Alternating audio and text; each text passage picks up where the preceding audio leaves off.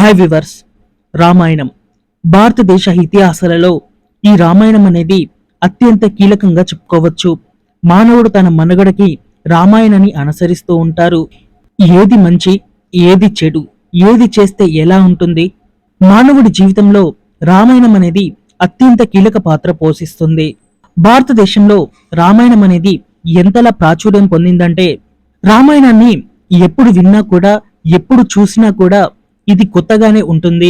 ఇదివరకు విన్న రామాయణమే కదా, ఇదివరకు చూసిన రామాయణమే కదా, మళ్ళీ ఎందుకు చూడాలి అనే ఒక థాట్ అనేది మానవులకి రాకుండా ఈ రామాయణం అనేది ప్రజల్ని అంతలా ఆకట్టుకుంది.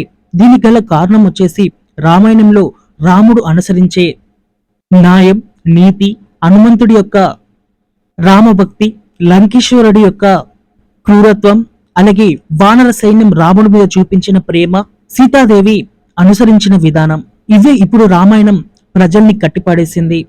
కొంతమంది ఈ రామాయణం అనేది కట్టుకథగా చెప్తారు, మరికొంతమంది రామాయణం అనేది నిజంగా జరిగిందని చెప్తారు. రామాయణం నిజంగా జరిగిందని చెప్పడానికి ఎన్నో ఆధారాలు అనేవి ఉన్నాయి, కానీ రామాయణం నిజంగా జరగలేదని చెప్పడానికి ఒక్క ఆధారం కూడా లేదు. రామాయణానికి సంబంధించిన ఎన్నో ఆధారాలు అనేవి భూమి మీద ఇప్పటికీ ఉన్నాయి. వీటిని సైంటిస్టులు కూడా పరిశీలించి ఇవి వాటంతటా అవి ఏర్పడినవి కావు, మానవుల చేత నిర్మించబడినవని సైంటిస్టులు కూడా చెప్తున్నారు. అందులో ముఖ్యమైనది ఈ రామసేతు. భారతదేశాన్ని ఇటు శ్రీలంక ప్రాంతాన్ని కలిపే ఈ రామసేతు అనేది రామాయణంలో ఇక్కడ కీలక పాత్ర పోషించింది. రామదండుని శ్రీలంకకి చేర్చడానికి ఇక్కడ సముద్రుడు రాముడికి సహకరించి ఈ రామసేతుని నిర్మించే విధంగా ఏర్పాటు చేయడం జరిగింది. ఇది నీటి మీద తేలియాడే ఒక వంతెన. రామదండు శ్రీలంకకి చేరుకోవడానికి అప్పుడు ఉపయోగపడిన ఈ రామసేతుని శ్రీరాముడు యుద్ధం తర్వాత తన బాణంతో చెల్లా చెదురుగా చేశాడని ఇక్కడ రామాయణం చెప్తుంది. ప్రస్తుతం కొంతమంది వాదన వచ్చేసి ఈ రామసేతు అనేది సహజ సిద్ధంగా ఏర్పడిందని చెప్తున్నారు. సహజ సిద్ధంగా ఏర్పడితే అది ఇక్కడ భారతదేశం శ్రీలంక మధ్యలో ఎందుకు ఏర్పడుతుంది? ఈ వాదనని నాసా కూడా కొట్టిపాడేసింది. భారతదేశం శ్రీలంక మధ్యలో ఉన్న ఈ వంతెన అనేది మానవుల చేత నిర్మించబడిందని ఇక్కడ నాసా తెలియచేసింది. అలాగే ఈ ప్రాంతంలో ఒకసారి తుఫాన్ అనేది వచ్చి ఇక్కడ ఉన్న రాళ్ళనేవి ఈ పక్కన చుట్టుపక్కల గ్రామాలకి కొట్టుకురావడం జరిగింది. ఆ కొట్టుకు వచ్చిన రాళ్ళనేవి నీటిలో మునగకుండా పైకి తేలుతూ కనిపిస్తున్నాయి. అలాగే వీటి మీద శ్రీరామ అని రాసి ఉండడం ఎంతో మందిని ఆశ్చర్యానికి గురి చేసింది. అప్పుడు రామదండు వేసిన రాళ్ళనేవి ఇవ్వేనా, రామసేతులో ఉపయోగించిన అసలైన రాళ్ళనేవి ఇవ్వేనా అంటే దీనికి సమాధానం ఈ రాళ్లే రామసేతులో ఉపయోగించారని అర్థం. ఇంకా రెండవది, రావణుడు పుష్పక విమానంలో తిరుగుతూ ఉంటాడని ఇప్పటికీ కూడా రామాయణంలో చెప్తూ ఉంటారు. సీతను కూడా పుష్పక విమానంలోనే అపహరించి లంకకి తీసుకుని వెళ్లాడని రామాయణంలో పొందుపరిచి ఉంది. పుష్పక విమానం శ్రీలంకలో దిగడానికి రావణుడు తన కొండ మీద ఒక ఎయిర్పోర్ట్ లాగా నిర్మించుకున్నాడు. అలాగే ఈ లంక చుట్టూ కూడా మొత్తం 5 చోట్ల చదునైన భూమి అనేది ఉందంట. వీటిని ఆ రోజులలో లంకేశ్వరుడు తన విమానాన్ని దిగడానికి ఇక్కడ ఎయిర్పోర్ట్ లాగా వీటిని వాడుకున్నాడని ఇక్కడ పరిశోధనలు చేసిన సైంటిస్టులు తెలియచేశారు. అలాగే శ్రీలంక ఈ పోర్ట్ లో లంకేశ్వరుడు ఒక ప్రాంతం నుండి మరొక ప్రాంతానికి అత్యంత వేగంగా వెళ్ళగలడంట. దానికి సంబంధించిన కొన్ని నిజాలు కూడా బయటికి వచ్చాయి. రావణుడి కోట చుట్టూ ఎన్నో రకాల రహస్య మార్గాలనేవి ఉన్నాయి. వీటిలో కొన్నిటిని కనుగొనగా మరికొన్ని ఇప్పటికీ కూడా మానవాళికి అందని మార్గాలనేవి ఈ కోట చుట్టూ ఉన్నాయి. ఇంకా మూడవది, సీతమ్మ వారి జాడని వెతుక్కుంటూ లంకకి చేరుకున్న హనుమంతుడికి ఈ లంకలో హనుమంతుడి తోకకి నిప్పుని అంటేయడం జరిగింది. హనుమంతుడి తోకకి అంటించిన నింపుని హనుమంతుడు లంకని మొత్తం దహనం చేశాడు. లంకని మొత్తం కాల్చి హనుమంతుడు రాముడు చెంతకి వెళ్ళాడు. అయితే ఇక్కడ లంకని కాల్చినట్టుగా ఎన్నో గుర్తులనేవి ఉన్నాయి.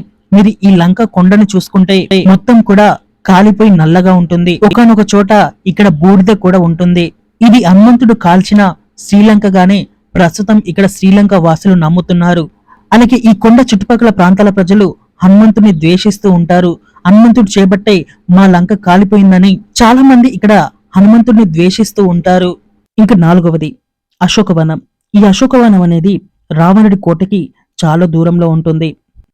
ప్రస్తుతం ఈ అశోకవనాన్ని గమనిస్తే ఇక్కడ అశోక చెట్లు అనేవి చాలా ఎక్కువగా ఉంటాయి.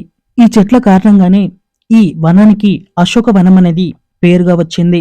ఈ అశోకవనంలో సీతని బందీగా ఉంచిన ఆనవాళ్ళనేవి ఇప్పటికీ ఉన్నాయి. సీత కూర్చున్న గద్దె, సీతని చూడ్డానికి వచ్చిన హనుమంతుడు విరగా కొట్టిన కొన్ని చెట్లు, ఇక్కడ హనుమంతుడు సృష్టించిన విధ్వంసానికి బలైన కొన్ని వస్తువులనేవి మనకి ఇక్కడ అశోకవనంలో కనిపిస్తూ ఉంటాయి. ఈ అశోకవనంలోనే సీతమ్మ వారి గుడి కూడా ఉంటుంది. ఈ అశోకవనం పక్క నుండే ఒక చెరువు కూడా పాడుతూ ఉంటుంది. సీతమ్మ వారు ఆ చెరువులో స్థానాన్ని ఆచరించి అశోకవనంలో రాముడి కోసం ఎదురు చూసిన ఎన్నో ముఖ్యమైన ప్రదేశాలనేవి ఈ అశోకవనంలో ఉన్నాయి. ఇంకా 5వది, అశోకవనంలో కేవలం సీతమ్మ వారికి సంబంధించిన ఆనవాళ్లే కాకుండా హనుమంతుడికి సంబంధించిన కొన్ని ఆనవాళ్ళు అనేవి ఇక్కడ ఉన్నాయి. సీతమ్మ కోసం ఇక్కడ హనుమంతుడు సముద్రాన్ని దాటి వచ్చాక తను మొట్టమొదట మోపిన పాదం అనేది ఇప్పటికీ కూడా ఈ శ్రీలంకలో ఉంటుంది. ఈ పాదాన్ని పరిశీలించిన సైంటిస్టులు ఇది మానవ పాదమే అని తేల్చడం జరిగింది. ఈ పాదంలో మనకి నీళ్ళనేవి ఎప్పటికీ ఉంటాయి. ఈ నీళ్ళనేవి ఎప్పటికీ కూడా వినికిపోవు. ఈ పాదాలు హనుమంతుడు పాదాలుగా ఇక్కడ భక్తులు నమ్ముతూ ఉంటారు. ఈ పాదాన్ని చూస్తే హనుమంతుడు ఎంత పెద్ద ఆకారాన్ని కలిగి ఉన్నాడో ఈ పాదాలు తెలియజేస్తూ ఉంటాయి. ఈ పాదాలను ఒక్కసారిన తాకాలని ఎంతో మంది భక్తులు శ్రీలంకలోని ఈ అశోకవనం ప్రాంతానికి వెళ్తూ ఉంటారు. రామాయణం నిజంగా జరిగిందని చెప్పడానికి ఇదొక పెద్ద సాక్ష్యంగా భక్తులు నమ్ముతూ వస్తున్నారు. ఇంకా 6వది, రామాయణం నిజంగా జరిగిందని నిరూపించే అత్యంత కీలకమైన సాక్ష్యంగా చెప్తూ ఉంటారు. రావణుడి కుమారుడు మేఘనాథుడు ఇక్కడ లక్ష్మణుడిని మూర్ఛపోయేలాగా ఇక్కడ బాణాన్ని స్పందించడంతో లక్ష్మణుడు మూర్ఛపోతాడు. నిజంగా చెప్పాలంటే లక్ష్మణుడు మరణించడం జరిగింది. ఆ సమయంలో హనుమంతుడు లంకలో ఉండే వైద్యుణ్ణి ఇంటితో సహా తీసుకొని వచ్చి రాముడి ముందు ఆ వైద్యుని నిలబెట్టగా రాముడు ఆ వైద్యుణ్ణి నా తమ్ముని బతికించవలసిందిగా కోరడం జరిగింది. దీనికి ఆ లంక వైద్యుడు ఒక ఉపాయాన్ని చెప్పడం జరిగింది.